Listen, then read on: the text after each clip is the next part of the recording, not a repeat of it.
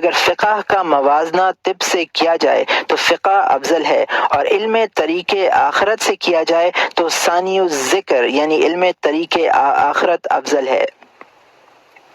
علم طریق آخرت کی تفصیل۔ واضح ہو کہ علم طریق آخرت کی دو قسمیں ہیں، علم مکاشفہ اور علم معاملہ۔ علم مکاشفہ، اس علم کا نام علم باطن بھی ہے۔ یہ علم دوسرے علوم کی غایت اور منتہا ہے۔ بعض عارفین نے لکھا ہے کہ ہمیں اس شخص کے سوء خاتمے کا اندیشہ ہے جو اس علم سے بہرہور نہیں ہوا یا اس کا کوئی حصہ اسے نہیں ملا۔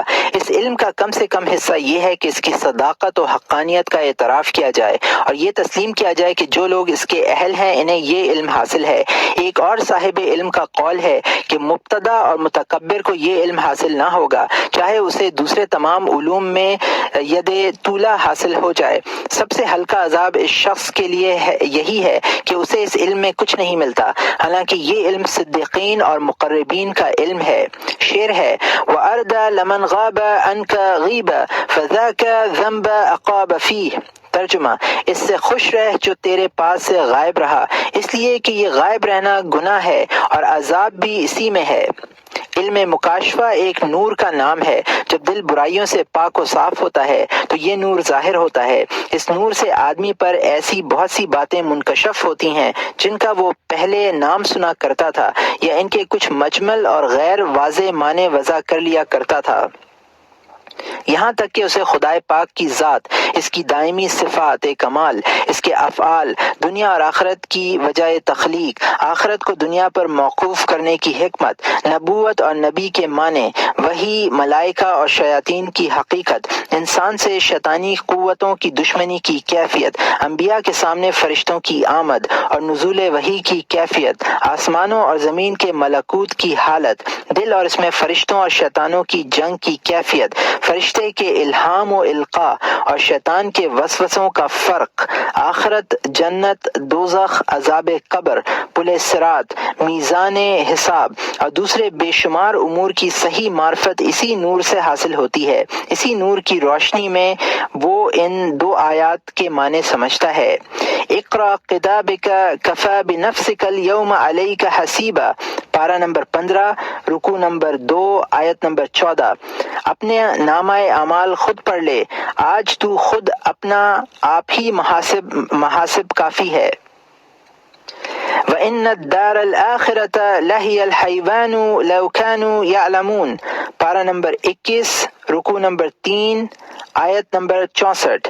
اور اصل زندگی عالم آخرت ہے، اگر ان کو اس کا علم ہوتا تو ایسا نہ کرتے۔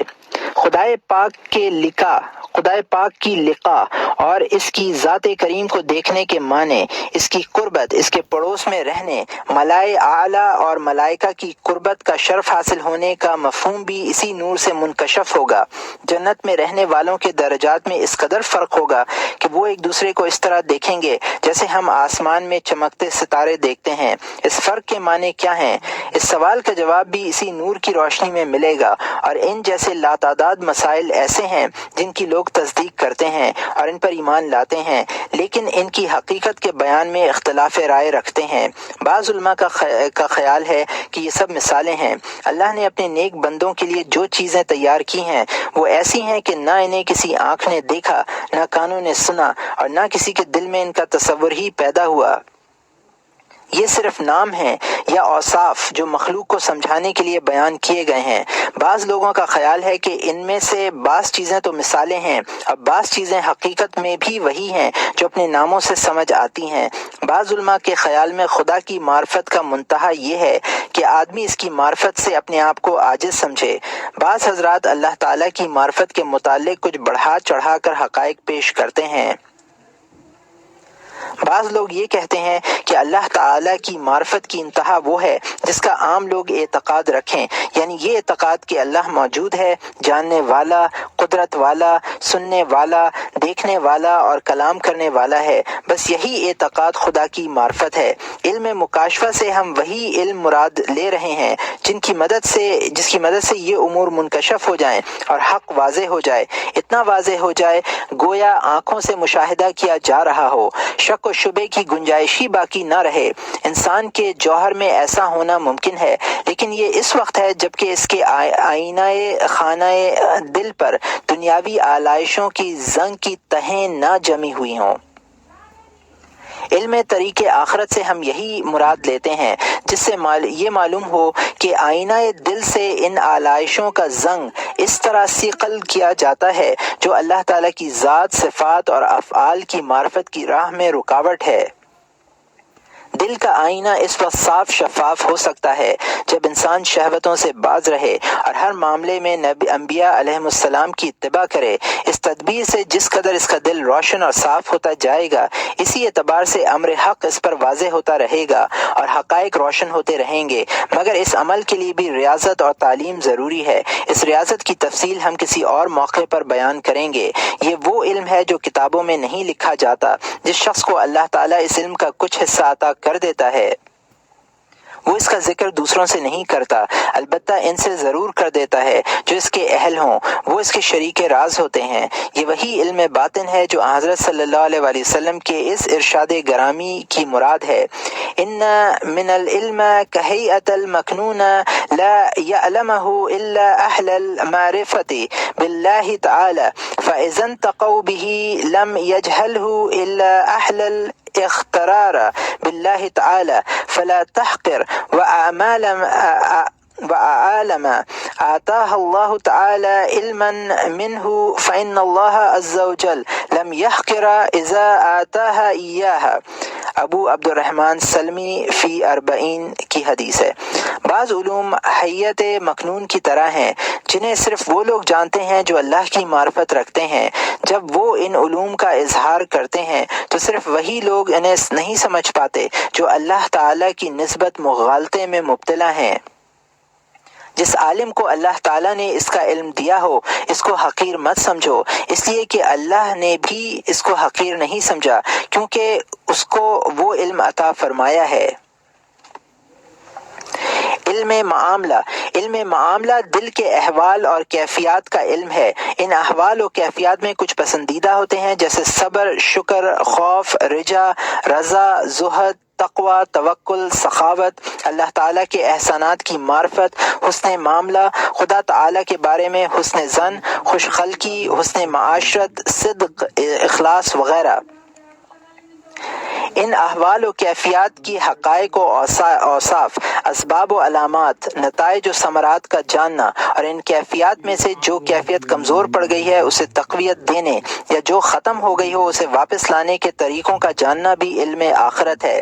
دل کی بعض کیفیات و احوال ناپسندیدہ ہوتے ہیں جیسے مفلسی کا خوف، تقدیر سے ناراضگی، کینہ پروری، حسد، نفاق، حب جاہ، دنیا میں عیش کرنے کے لیے زیادہ طویل زندگی کی خواہش، تکبر، ریاکاری، غصہ، شیخی، دشمنی، بغض، لالچ، بخل، حرص، عمرہ کی تعظیم، فقراء کی توہین، فخر، مفاخرت، حق بات سے انکار، لایانی چیزوں میں اشغال، زیادہ بولنے کی خواہش، لوگوں کا قطع کلام کرنا، دنیا کے لیے زیب و زینت اختیار کرنا، دنیا میں سستی کرنا، اپنے نفس کو بڑا سمجھنا، اپنی برائیوں سے قطع نظر کر کے لوگوں کی عیبجوئی کرنا، دل کا فکر، آخرت اور خوف الہی سے خالی ہونا، ذرا سی رسوائی پر شدید انتقام لینا، حق کے لیے انتقام میں کمزوری دکھانا، باطن کی دشمنی کے لیے ظاہر کو دوست بنانا، جو کچھ اللہ نے عطا کیا ہے اس کے چھیننے کے سلسلے میں عذاب خداوندی سے غافل ہو جانا،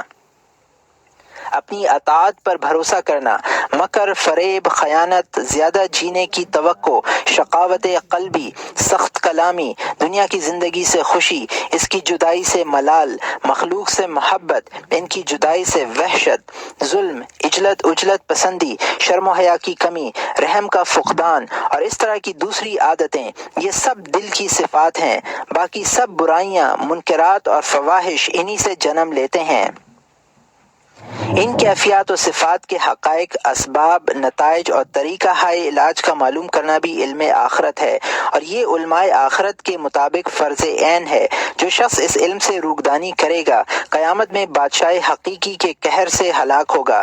جس طرح ظاہری اعمال سے روگدانی کرنے والے لوگ فقہائے دنیا کے فتووں کے مطابق بادشاہان دنیا کی تلوار سے ہلاک ہوتے ہیں۔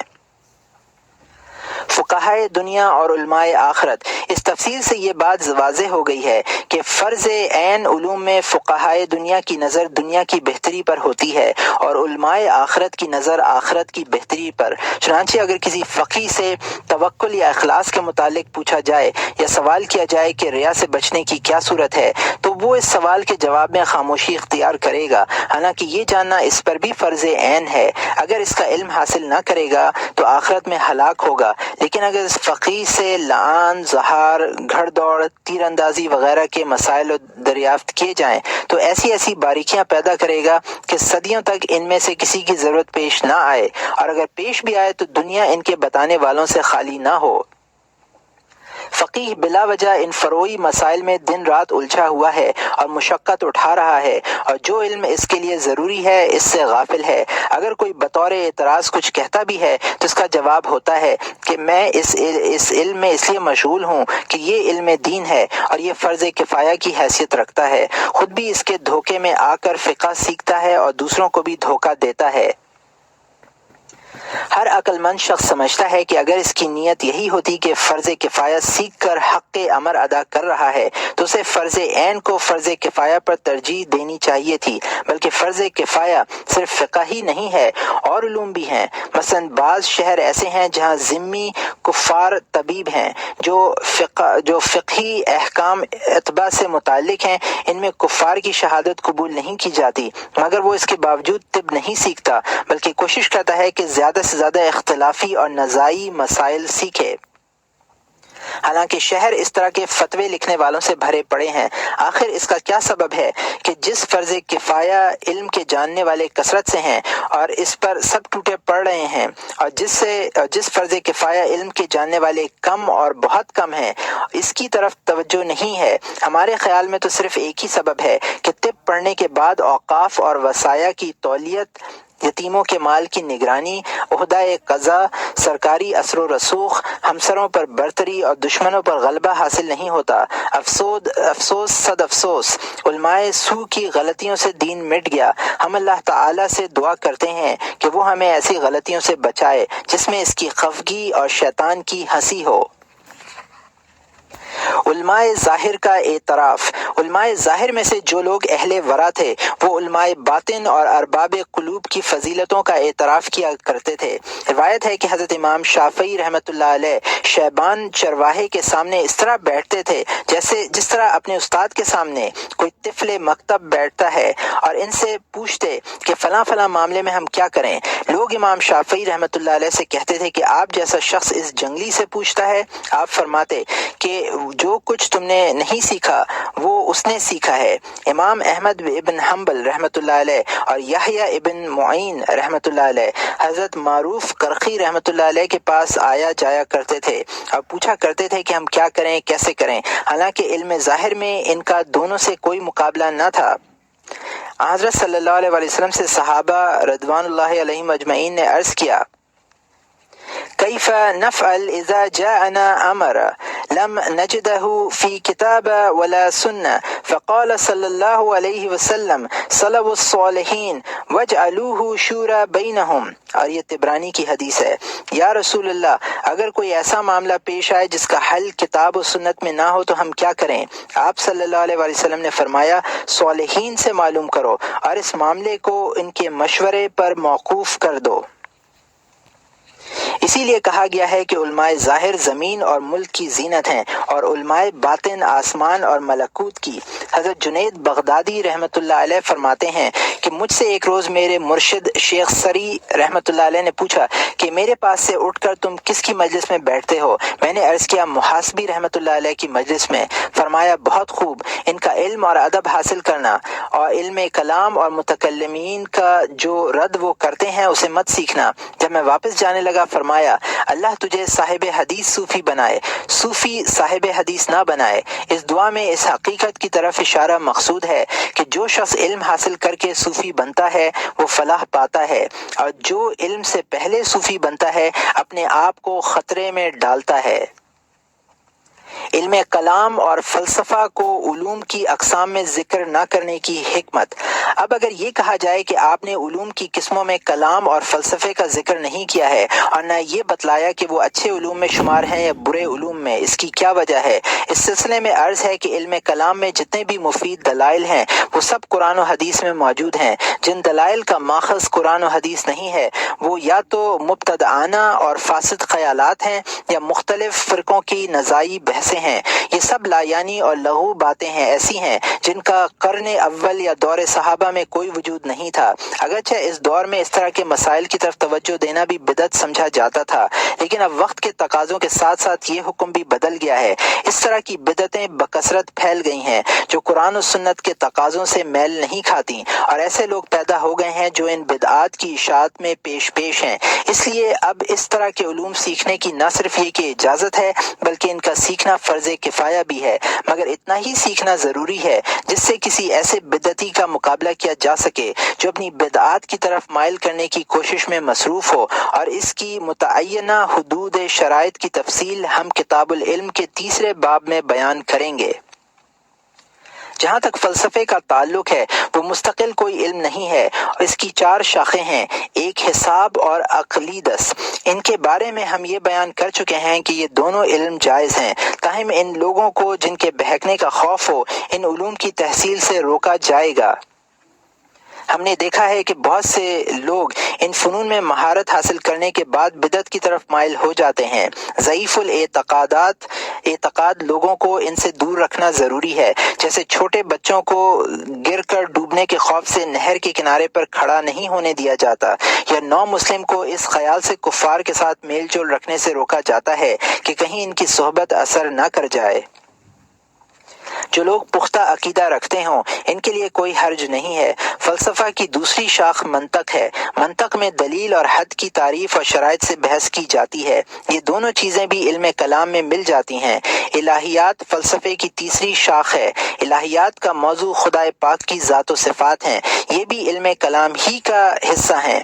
فلاسفہ نے اس سلسلے میں کوئی نیا علم ایجاد نہیں کیا، بلکہ ان کے خیالات متکلمین کے خیالات سے جداگانہ ہیں۔ ان میں سے بعض خیالات کفر ہیں، بعض بدعتیں۔ جس طرح اعتزال ایک الگ علم نہیں بلکہ متکلمین ہی میں سے کچھ لوگوں نے اپنے باطل مذاہب الگ کر لیے ہیں، اس پر فلاسفے کو قیاس کر لیجئے۔ فلسفے کی چوتھی شاخ طبیعیات ہے۔ طبیعیات کی بعض مباحث تو شریعت اور دین نے حق سے ٹکراتے ہیں، اس لیے ان پر علم کا اطلاق ہی صحیح نہیں ہے، بلکہ انہیں جہل کہنا زیادہ بہتر ہے۔ بعض مباحث میں اجسام کی صفات و خواص اور ان کے تغیرات موضوع بنتے ہیں۔ یہ مباحث طب سے مشابہت رکھتے ہیں۔ فرق یہ ہے کہ طبیب کی نظر انسانی بدن کی صحت یا مرض پر ہوتی ہے، اور طبیعیات والوں کی نظر انسانی جسم کے تغیر و حرکت پر، مگر طب کو طبیعیات پر فضیلت حاصل ہے، اس لیے کہ طب کی ضرورت ہے اور طبیعیات کی ضرورت نہیں ہے۔ علم کلام کی حیثیت۔ اس پوری گفتگو کا خلاصہ یہ نکلا کہ علم کلام ان علوم میں سے ہے جن کا سیکھنا فرض کفایہ ہے، تاکہ عوام کے قلوب مبتدعانہ عقائد خیالات سے محفوظ رہیں۔ علم کلام بدعتوں کے پیدا ہونے کی وجہ سے واجب ہوا، جس طرح حج کے راستوں میں بدوؤں کے مظالم اور رہزنی کے واقعات کی بنا پر کسی رہنما کی رہنمائی کی ضرورت ہوئی۔ عرب بدو اگر اپنی ان حرکتوں سے باز آ جائیں تو یہ ضرورت ختم ہو جاتی ہے۔ اس طرح اگر بدعتی بھی اپنی یاوہ گوئی ترک کر دیں تو پھر علم کلام کی بھی صرف اس قدر ضرورت رہے جتنی دور صحابہ میں تھی۔ جو لوگ علم کلام کی تعلیم اور تعلم میں مشغول ہیں انہیں اس علم کی حدود ضرور جان لینی چاہیے۔ متکلم کا درجہ دین میں ایسا ہے جیسے حج کے راستے میں محافظ کی حیثیت۔ چنانچہ اگر محافظ صرف حاجیوں کی حفاظت کرے اور کچھ نہ کرے تو اسے حاجی نہیں کہا جائے گا، بلکہ حاجی صرف اسے کہیں گے جو حج کے اعمال ادا کرے۔ اسی طرح اگر متکلم بھی محض مبتدئین کے ساتھ مناظروں میں مشغول رہے اور طریق آخرت طے نہ کرے گا یا اپنے دل کی اصلاح میں مشغول نہ ہوگا تو اسے دین کے عالموں میں شمار نہیں کیا جائے گا۔ اس کے پاس صرف اس عقیدے کے سوا جس میں سب لوگ شریک ہیں اور کیا ہے، محض عقیدہ تو کافی نہیں ہے، اس کا تعلق تو اعمال ظاہری، دل اور زبان تینوں سے ہے۔ تاہم متکلم اس لحاظ سے عوام سے ممتاز ہے کہ وہ اہل بدعت کے خلاف مقابلہ آرا ہے، عوام کا محافظ ہے، لیکن خدا تعالی کی ذات و صفات کی معرفت یا ان امور کا علم جن کا ذکر ہم نے علم مکاشفہ میں کیا ہے، علم کلام سے حاصل نہیں ہوتا۔ بلکہ کیا عجب ہے کہ یہ علم ان کے لیے حجاب اور رکاوٹ ہو۔ ان امور کا ادراک مجاہدے سے ہوتا ہے جسے اللہ تعالیٰ نے ہدایت کا مقدمہ قرار دیا ہے۔ ارشاد فرمایا والذین جاہدوا فینا لنہدینہم سبلنا وان اللہ لمع المحسنین، پارہ نمبر 21 رکوع نمبر 3 آیت نمبر 69۔ اور جو لوگ ہماری راہ میں مشقتیں برداشت کرتے ہیں ہم ان کو اپنے راستے ضرور دکھائیں گے اور بے شک اللہ خلوص والوں کے ساتھ ہے۔